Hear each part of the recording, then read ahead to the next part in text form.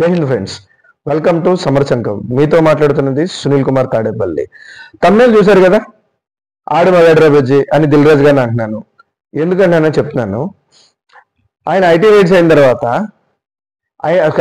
కాదు ముందు అసలు ఐటీ రైడ్ జరుగుతుంటే అసలు మీడియా వాళ్ళది, సోషల్ మీడియా వాళ్ళ ఆనందాలు చూడాలండి. వాళ్ళ మీద పడిపోయినాయి. అసలు ప్రొడ్యూసర్ మీద రైడ్ జరిగింది, అబ్బా అబ్బా దొరికేస్తారు. అసలు ఏంటి ఆనందాలు, పైశాచిక ఆనందాలు ఏంటి? ఎవరికి అన్యాయం చేశారండి ఆ ప్రొడ్యూసర్లో? ఏంటి ఫేక్ కలెక్షన్ చేస్తున్నారని చెప్పంటారా? ఎందుకు చెప్తున్నానంటే, ఫేక్ కలెక్షన్స్ అనేవి ఈ రోజుల్లో కష్టం. ఎందుకంటే 90% అనేది బుక్ మై షో ద్వారానే జరుగుతుంది. దిల్ రాజు గారే చెప్పారు, ఇదే నేను కొత్తగా చెప్పట్లా. దిల్ రాజు గారే చెప్పారు క్లారిటీగా. 90% బుకింగ్ అనేది జరుగుతున్నది సినిమాలో అండ్ బుక్ మై షోలో జరుగుతుంది. ఇక ఎక్కడ మోసం చేస్తారు? ఎవరినైనా సరే ఎవరు మోసం చేయలేరు కదా. నెక్స్ట్ ఇంకోటి, మీరు ఫేక్ కలెక్షన్స్ రిపోర్ట్స్ ఎందుకు వేస్తారు అని చెప్పంటే, గేమ్ చేంజర్కి 186 కోట్లు వేశారు అంటే ఆ సినిమాలకు అంత వేస్తున్నారు, ఈ సినిమాకి అంటే అల్లు అర్జున్కి అన్ని వేల కోట్లు వేశారు అని చెప్పి అన్నారు కదా. సినిమా అనేది ఒక ప్రొడక్ట్, అంటే కొన్ని కోట్ల ప్రొడక్ట్లు ఉంటాయండి. రిలీజ్ అవుతా ఉంటాయి. అవన్నీ ప్రమోషన్ చేసుకుంటూ ఉంటారు కదా, అడ్వర్టైజ్మెంట్లు ఇచ్చుకుంటారు. నిజంగా సన్ స్క్రీన్ లోషన్స్ చాలా అయ్యి వచ్చినాయి, ఏది ఫెయిర్ అండ్ లవ్లీలు ఇవన్నీ. నిజంగానే అవి పెడితే నిజంగా అయిపోతారా? తెల్లగా వచ్చేస్తారా? ఇవన్నీ ప్రమోషనల్ టాక్టిక్స్. అందులో భాగంగానే ఇది ప్రమోషనల్ టాక్టిక్ అంతే. ఇప్పుడు నేను ప్రొడ్యూసర్ వచ్చి నా సినిమా ఫ్లాప్ అయిందిరా అని చెప్పంటే, అసలు సినిమా తీసినోడు ఇది నేనే ఫ్లాప్ అయిందంటే ఎవడొస్తాడండి సినిమా చూడటానికి? ఎవడో రాడు కదా. నువ్వు ఒక ప్రొడక్ట్ మ్యానుఫ్యాక్చర్ చేసావు, నా ప్రొడక్ట్ పని చేయట్లేదు, నువ్వు మార్కెట్లో అన్ని రిలీజ్ చేసిన తర్వాత నా ప్రొడక్ట్ మేనేజ్ చేయట్లేదు, కొంటలేదు అంటే లాస్ ఎవరికి? నీకే కదా. ఆ బేసిక్ కామన్ సెన్స్ పాయింట్ ఎందుకు వదిలేస్తున్నారు? ఇంకోటి, ఐటీ రైట్స్ జరిగినాయి. ఎవరన్నా ఐటీ వాళ్ళు బయటకు వచ్చి వీళ్ళలాక అంతలా మోసం చేశారు, ఇంతలా మోసం చేశారని చెప్పేమన్నా చెప్పారా? 55 టీములు జరిగినాయి కదా, ఎవరు చెప్పలా.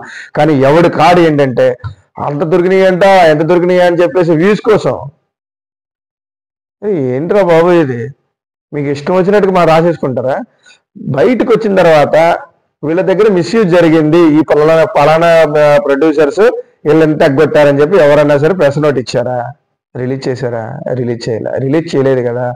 ఎందుకు మీకు జనాలందరికీ, మిగతా వాళ్ళందరికీ ఊళ్ళో పెళ్ళి కుక్కలు ఆడాడు ఎందుకు? ఈ ఊపేకోహగాళ్ళు ఎక్కువైపోయారు. ఎవరు ఇవ్వలేదు కదా.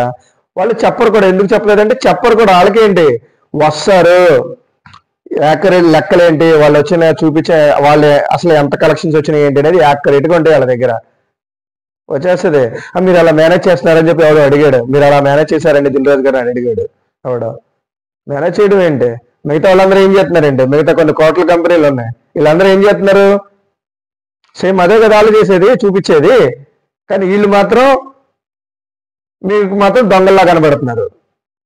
అంత అవసరం ఏమొచ్చింది?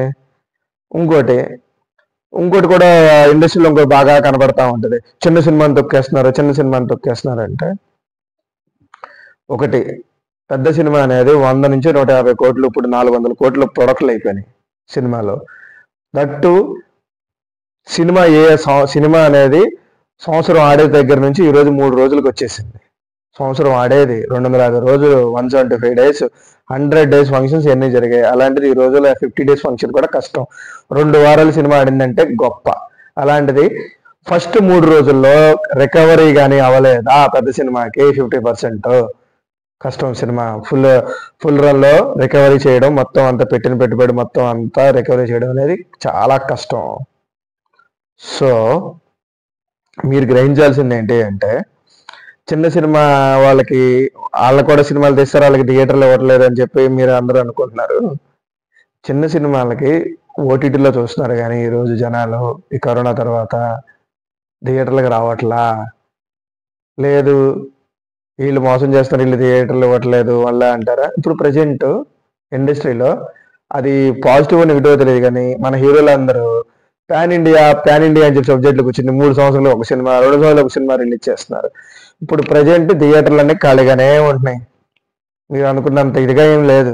వీళ్ళు ఇంతవరకు ప్రతి వారానికి ఒకటి పెద్ద హీరో సినిమాలు వచ్చేది, అలా ప్లాన్ చేసుకునేవాళ్ళు. నెలలో 2 సినిమాలు మినిమం ఉండేవి. ఆ సినిమా థియేటర్లు కూడా రన్ అవుతా ఉండే. ఈ రోజు అందుకని చెప్పి థియేటర్లు కూడా ఈ రోజుల్లో సినిమా రావట్లేదని చెప్పి థియేటర్ కూడా క్లోజ్ చేసేసుకుంటున్నారు. ఇప్పుడు ప్రజెంట్ ఆపర్చునిటీ ఉంది కదా, దీని ఎందుకు క్యాష్ చేసుకోలేరు? ఓకే, నీకు 5 కోట్లు నీకు రిస్కే, కానీ 100 కోట్లు ఇంకా రిస్క్ కదా. 100 కోట్లు పోయినాయి అంటే ఆడి జీవితంలో సంపాదించలేడు. 5 కోట్లు ఉన్నాయంటే నువ్వు నీ మొత్తం అంతా పెట్టేసుకుని వచ్చి చేయట్లేదు కదా, ఎంతో కొంత ఉంటుంది కదా చేసేది. నీ 5 కోట్లు సంపాదించడం కన్నా 100 కోట్లు సంపాదించడం అనేది చాలా కష్టం. ఈ పాయింట్ కూడా గ్రహించాలి.